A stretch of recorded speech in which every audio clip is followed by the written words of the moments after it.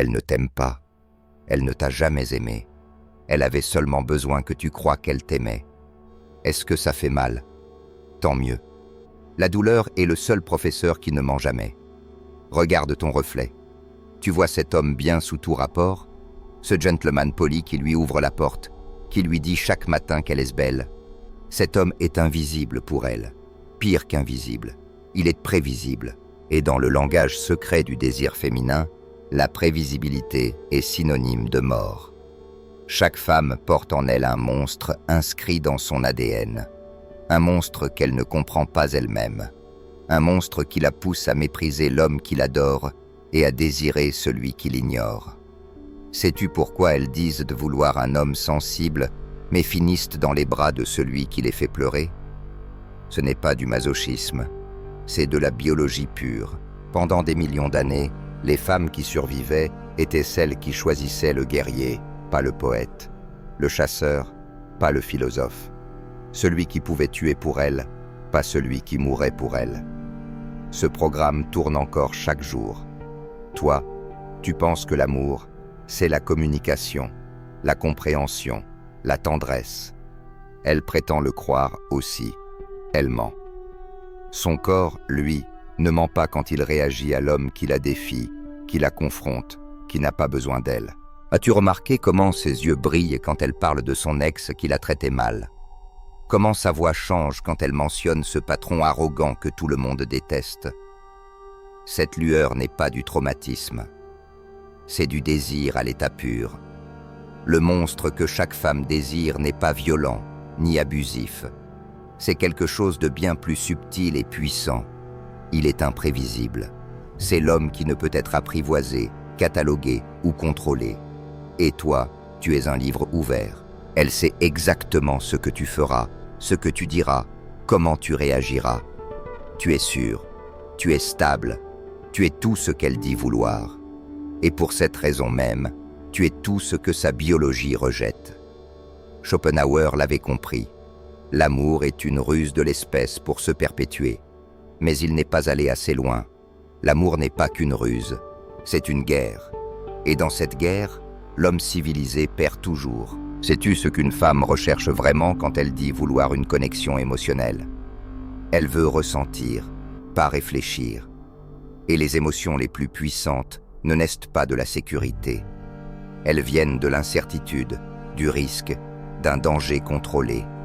Le monstre qu'elle désire est celui qui la fait douter. M'aime-t-il? Ne m'aime-t-il pas? Va-t-il rappeler? Est-il avec une autre? Ce grand 8 émotionnel est plus addictif que n'importe quelle drogue. Et toi, avec ton amour inconditionnel et ta disponibilité absolue, tu es une cure de désintoxication forcée. Tu es la méthadone alors qu'elle veut de l'héroïne. Napoléon a conquis l'Europe mais n'a jamais conquis Joséphine. Pourquoi? Parce qu'il avait plus besoin d'elle qu'elle de lui. Il lui écrivait des lettres désespérées depuis le champ de bataille pendant qu'elle dormait avec d'autres à Paris. L'empereur du monde réduit à un mendiant émotionnel. Ça te rappelle quelque chose? Évidemment, parce que toi aussi tu as supplié. Tu as mendié quelques miettes d'attention pendant qu'elle offrait des festins à ceux qui ne demandaient même pas. Le monstre ne supplie pas. Il a faim, mais pas d'elle. Sa faim, c'est celle de la conquête, du but, du pouvoir. Et cette faim, que rien chez elle ne peut rassasier, est exactement ce qui la rend folle. Les femmes ne sont pas masochistes. Elles sont des stratèges évolutionnaires inconscientes. Leur biologie les programme à chercher l'homme dont l'attention a de la valeur parce qu'elle est rare. Si ton attention est gratuite, illimitée, inconditionnelle, alors elle ne vaut rien. C'est de l'économie appliquée au désir. Souviens-toi quand tu étais enfant et que tu voulais ce jouet qu'on ne t'autorisait pas à avoir. Tu le désirais de toutes tes forces. Et rappelle-toi ce qui s'est passé quand enfin tu l'as eu. 2 semaines plus tard, il traînait dans un coin. Tu es ce jouet, disponible, prévisible, oubliable. Le monstre est le jouet derrière la vitre, toujours visible, jamais totalement atteignable. Hobbes disait « L'homme est un loup pour l'homme ». Il se trompait. L'homme est un agneau pour la femme lorsqu'il oublie qu'il est né loup. Tu veux savoir pourquoi ta relation est morte? Ne regarde pas ce que tu as mal fait. Regarde ce que tu as cessé de bien faire. Tu as cessé d'être dangereux. Pas dangereux physiquement, mais dangereusement vivant. Tu as cessé d'être une force de la nature pour devenir un meuble de plus dans la maison. Confortable, utile, invisible. Le monstre qu'elle désire a 3 caractéristiques que tu as perdues ou jamais possédées. La première, un but plus grand qu'elle. Le monstre ne vit pas pour elle. Elle est un bonus agréable dans sa vie, pas son centre. Il a une mission, une obsession, une conquête à poursuivre. Et elle le sait, elle le ressent, et l'idée d'être la femme d'un tel homme l'excite, pas le projet de vie d'un homme vide. La deuxième, la capacité de dire non. Quand as-tu dit non pour la dernière fois à quelque chose d'important? Quand as-tu mis tes besoins avant les siens? Le monstre dit non naturellement, sans culpabilité, sans justification. Et chaque non est un aphrodisiaque involontaire. La troisième, le mystère émotionnel. Toi, tu vomis tes sentiments comme un adolescent à son premier amour. Le monstre, lui, garde des silences qu'elle meurt d'envie de remplir. Ce n'est pas de la froideur calculée, c'est une économie émotionnelle instinctive. Aristote parlait de puissance et d'acte. Tu es pur acte.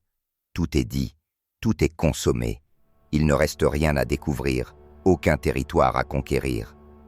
Le monstre est pure puissance, une énergie contenue qui pourrait exploser à tout moment, mais choisit de ne pas le faire. Cette tension entre ce qu'il pourrait faire et ce qu'il choisit de faire est ce qui la tient sur le fil. As-tu déjà vu comment elle agit avec celui qui ne répond pas immédiatement à ses messages? Comment elle vérifie son téléphone sans cesse? Comment chaque message de lui vaut 100 des tiens? Ce n'est pas qu'il est meilleur que toi, c'est qu'il a compris, consciemment ou non, que le désir féminin fonctionne sur la tension, pas sur la satisfaction. Tu élimines toute tension, tu réponds en quelques secondes, tu es toujours disponible. Tu es une source inépuisable d'attention et d'affection. Et ensuite, tu t'étonnes qu'elle préfère mourir de soif plutôt que de se noyer dans ton océan. Nietzsche a crié « Dieu est mort ». Mais il a oublié d'ajouter « Et avec lui est mort le dernier homme que les femmes pouvaient respecter ». Le monstre moderne n'est pas ce mâle alpha de salle de sport qui confond muscles et masculinité. Ce n'est qu'un autre agneau déguisé. Le vrai monstre est plus subtil, plus létal. C'est l'homme qui peut détruire et choisit de construire, qui peut blesser et choisit de guérir. Mais elle sait qu'il pourrait détruire. Ce pouvoir latent est ce qui l'excite. Pourquoi crois-tu que tant de femmes fantasment sur les vampires, les mafieux, les hommes dangereux apprivoisés? Ce n'est pas la violence qui les attire, c'est la puissance contenue. La bête qui choisit d'être un prince, mais qui pourrait redevenir bête si la situation l'exigeait. Toi, tu n'as plus de bête. Tu l'as tuée il y a des années sur l'autel du gentleman moderne. Tu l'as sacrifiée pour être acceptée, aimée, validée, et avec elle est morte ta force d'attraction la plus profonde. Les femmes sentent la faiblesse comme les requins sentent le sang. Pas consciemment. Ce n'est pas de la cruauté, c'est de la survie évolutionnaire.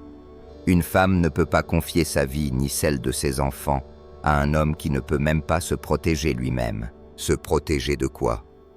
Au XXIe siècle, pas des ours ni des envahisseurs, mais de la médiocrité, de la conformité, de la mort spirituelle qu'est l'absence de but. Le monstre se protège de tout cela avec une férocité qu'elle reconnaît et désire. Observe comment les femmes réagissent aux hommes obsédés par leur travail, leur art, leur mission. Elles les critiquent, elles se plaignent qu'ils ne leur accordent pas assez d'attention, mais elles ne les quittent jamais. Jamais, parce qu'au fond, elles savent qu'être avec un homme qui a quelque chose de plus important qu'elles est un privilège féminin suprême. C'est paradoxal, elle veut être la chose la plus importante de ta vie, mais elle te méprisera si elle y parvient. Voilà le piège dans lequel tu es tombé. Tu as fait d'elle ton monde, et ce faisant, tu lui as montré que ton monde était minuscule. si petit qu'il tenait entièrement dans ses mains, si petit qu'elle pouvait l'écraser quand elle le voulait. Le monde du monstre est si vaste qu'elle ne peut l'embrasser du regard. Et elle passe sa vie à tenter de conquérir plus de territoire dans cet univers, tout en sachant qu'elle ne le conquérera jamais entièrement. C'est la différence entre toi et le monstre. Tu lui offres un royaume déjà conquis.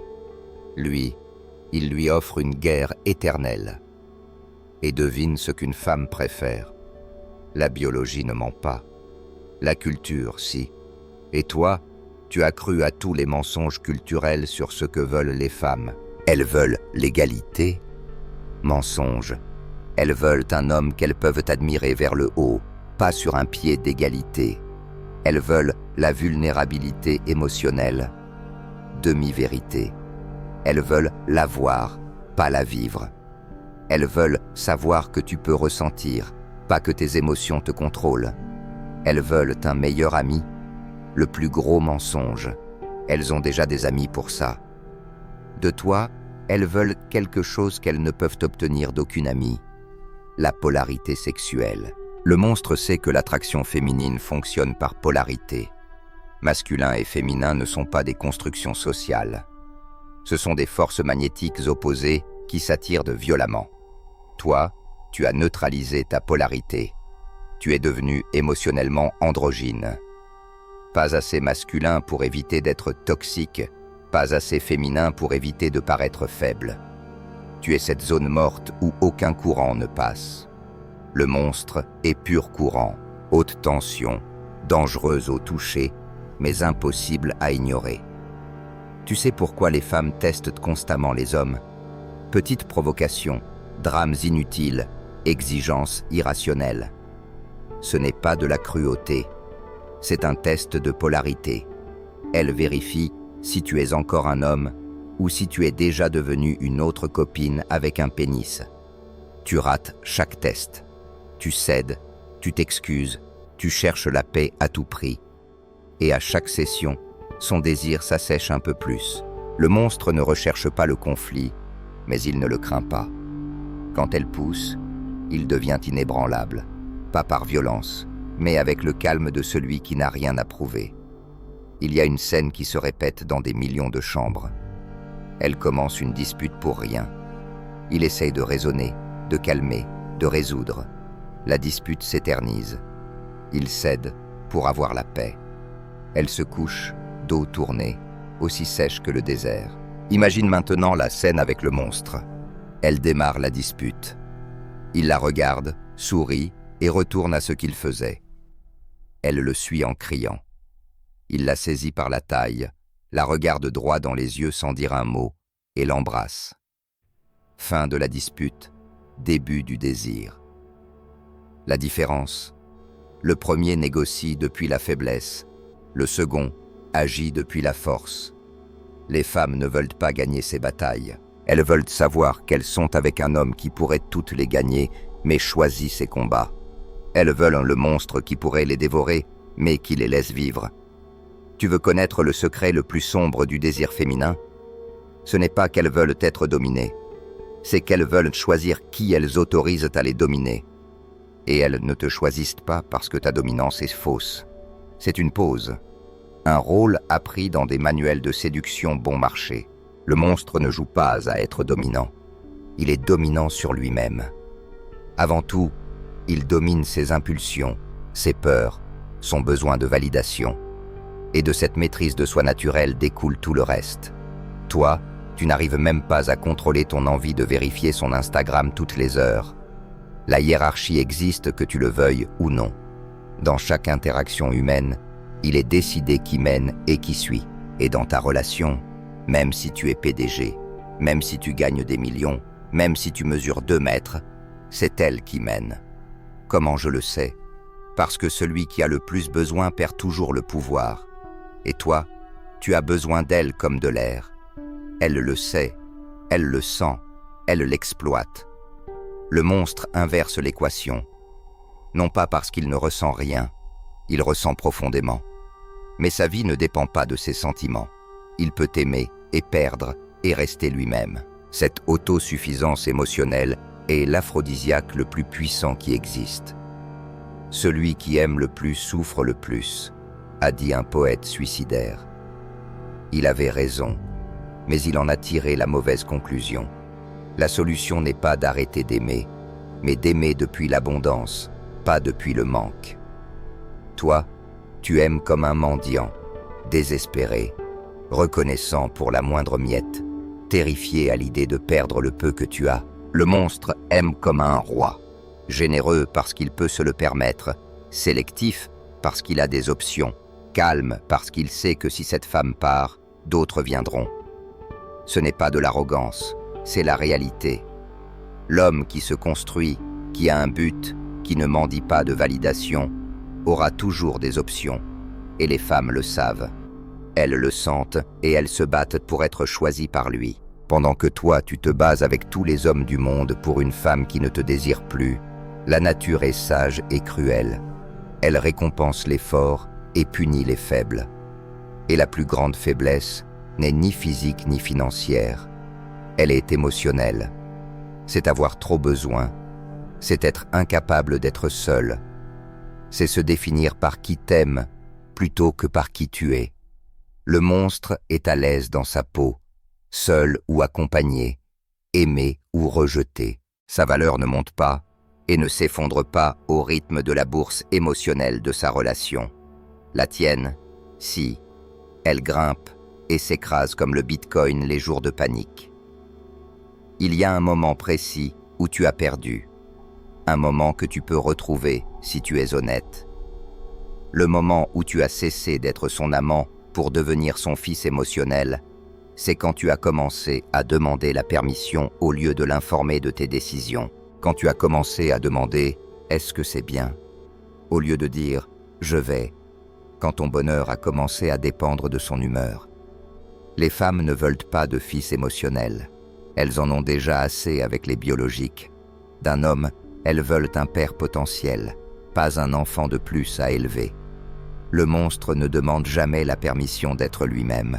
Il informe, il inclut, il considère, mais il ne mendie pas d'approbation. Sa vie lui appartient. Elle est invitée à la partager, pas à la contrôler. Sais-tu ce qui tue plus de relations que l'infidélité ? La prévisibilité. Cet ennui existentiel de savoir exactement ce que tu vas dire, faire, penser. Tu es un film qu'elle a vu 1000 fois et qui n'était déjà pas très bon la première fois. Le monstre, lui, est une série pleine de rebondissements. Pas par artifice, mais par authenticité. Parce qu'un homme qui poursuit ses propres intérêts, qui grandit, qui change, qui évolue, est par nature imprévisible. Toi, tu as cessé de grandir le jour où tu l'as conquise. Tu t'es reposé sur tes lauriers, tu t'es installé, tu es devenu gras émotionnellement, prévisible comme les saisons. Schopenhauer écrivait « Conquérir sans risque, c'est triompher sans gloire. » Mais toi, tu n'as même pas conquis. On t'a offert un territoire et tu as appelé ça une victoire. Et maintenant, tu t'étonnes qu'elle veuille migrer vers des terres plus sauvages. Le monstre ne cesse jamais de conquérir. Pas nécessairement d'autres femmes, mais de nouveaux territoires en lui-même. Nouvelles compétences, nouveaux défis, nouvelles versions de ce qu'il peut devenir. Cette énergie de conquête, c'est ce que les femmes trouvent irrésistible. Pas le résultat, mais le processus. L'énergie masculine dans sa forme la plus pure. Transformer, bâtir, détruire l'ancien pour créer du neuf. Tu as détruit cette énergie le jour où tu as dit « Je l'ai déjà, je peux me détendre ». Comme si le désir féminin était un examen que l'on réussit une fois pour toutes. Comme si ce n'était pas un feu qui demande un combustible constant. Et ton combustible s'est épuisé depuis longtemps. Le monstre est une raffinerie d'énergie infinie parce que son feu ne brûle pas pour elle. Il brûle pour lui. Elle ne fait qu'en profiter quand elle s'en approche. Toi, tu as brûlé tout ton feu pour la garder au chaud. Et maintenant, vous êtes tous les deux glacés. La vérité la plus brutale, c'est qu'elle ne t'a pas quitté pour un autre. Elle t'a quitté pour l'espoir d'en trouver un. La simple fantaisie d'un autre homme valait plus que la réalité de toi. Ça fait mal ? Tant mieux. Je te l'ai déjà dit. La douleur est le seul professeur honnête. Le monstre qu'elle recherche n'est pas sur Tinder, pas à la salle de sport, pas dans son bureau. C'est un archétype, une énergie, la promesse de quelque chose de plus grand que la médiocrité émotionnelle que tu incarnes. Tu sais ce que les femmes recherchent vraiment quand elles disent vouloir une étincelle. Elles veulent se sentir vivantes. Et toi, mon ami, tu es du formol. Tu conserves, tu ne vitalises pas. Tu maintiens, tu ne transformes pas. Le monstre est énergie vitale pure, chaotique, parfois destructrice, mais toujours vivante, toujours en mouvement, toujours en train de créer ou de détruire quelque chose. Napoléon n'a pas conquis l'Europe pour séduire des femmes, mais elles sont tombées amoureuses de lui parce qu'il conquérait l'Europe. Tu comprends la différence. L'ambition masculine tournée vers le monde est l'aphrodisiaque le plus puissant qui existe. L'ambition de conquérir une femme est l'énergie la plus répulsive. Le monstre a faim du monde, pas d'une femme. Et paradoxalement, ou logiquement, cela le rend irrésistible. Toi, tu as faim d'approbation, de validation, qu'elle te dise que tu es assez. Et tu ne le seras jamais, car la valeur ne se quémande pas, elle se conquiert. Et cette conquête se fait sur des champs de bataille qui n'ont rien à voir avec elle. Quand as-tu fait pour la dernière fois quelque chose qui te faisait peur, qui te poussait à te dépasser, qui te faisait grandir? Pas pour elle, pour toi. Le monstre vit à la lisière de sa zone de confort, non pour une dose bon marché d'adrénaline, mais pour sa croissance constante, car il sait que l'homme qui ne grandit pas meurt, d'abord à l'intérieur, puis dans les yeux de la femme qu'il aime. Toi, tu es mort il y a des années. Tu marches, tu parles, tu travailles, mais tu es un zombie émotionnel qui confond routine et vie. Le monstre pourrait mourir demain, mais il aurait vécu plus en un jour que toi en 10 ans. Cette intensité d'existence est ce que les femmes recherchent. Pas du drame, mais de l'intensité, de la présence, de la vie concentrée. Toi, tu dilues ta vie dans Netflix, la bière, les conversations creuses avec des gens qui ne comptent pas, en faisant des choses qui n'ont aucun sens. Et tu t'étonnes qu'elle cherche du sens ailleurs. Sais-tu pourquoi le monstre fonctionne? Parce qu'il ne cherche pas à fonctionner. Ce n'est pas une stratégie, c'est une conséquence. Conséquence de quoi? D'être un homme qui se respecte plus qu'il ne désire une femme, qui valorise son temps, son énergie, son attention comme les ressources limitées qu'elles sont. Toi, tu donnes tout cela comme si c'était infini, comme si ta vie allait durer 1000 ans, comme si ton énergie se régénérait par magie, comme si ta dignité n'avait aucune importance. Le monstre est avare de ce qui compte et généreux avec le superficiel. Toi, c'est l'inverse. Tu donnes ton âme pour un sourire et tu chipotes sur quelques centimes au dîner. Nietzsche parlait du surhomme. Il ne s'agissait pas de force physique, mais de volonté de puissance, de créer ses propres valeurs, de ne pas vivre pour la validation du troupeau. Le monstre est le fils de la nature. Il ne suit pas les règles du jeu social, il crée les siennes. Et curieusement, magiquement, les autres veulent jouer selon ses règles, surtout les femmes. Car une femme préférera être le second choix d'un homme extraordinaire que le seul choix d'un homme ordinaire. Ce n'est pas logique, ce n'est pas juste, ce n'est pas ce qu'elles disent de vouloir. Mais le désir n'entend ni la logique, ni la justice, ni les mots. Le désir comprend l'énergie, la présence, la puissance. Pas la puissance sur les autres, mais sur soi-même. La puissance de dire non, de partir, d'être seul, de ne pas avoir besoin. Tu n'as aucun de ces pouvoirs. Tu es esclave de ton besoin, prisonnier de ta peur de l'abandon, otage de ta propre faiblesse déguisée en amour. Le monstre est libre, libre de l'aimer ou de la quitter, libre de l'inclure ou de l'exclure, libre d'être lui-même sans demander ni permission ni pardon. Cette liberté terrifie un homme émotionnellement castré comme toi. Mais c'est un narcotique pur pour une femme lassée des hommes qui rampent. Et l'ironie la plus cruelle, c'est que plus tu la poursuis, plus elle s'éloigne. Plus tu as besoin d'elle, moins elle te désire. Plus tu l'aimes avec ton amour affamé et désespéré, plus elle te méprise. Le monstre ne poursuit pas, il attire. Il n'a pas besoin, il apprécie. Il n'aime pas désespérément, il aime dangereusement, avec le calme de celui qui sait pouvoir survivre à toute perte. Et ce calme, cette certitude, cette autosuffisance émotionnelle la rendent folle, car elle lui rappelle qu'elle non plus n'est pas indispensable, qu'elle aussi est mortelle, qu'elle aussi peut être remplacée. Et rien n'excite plus une femme qu'un homme capable de vivre sans elle.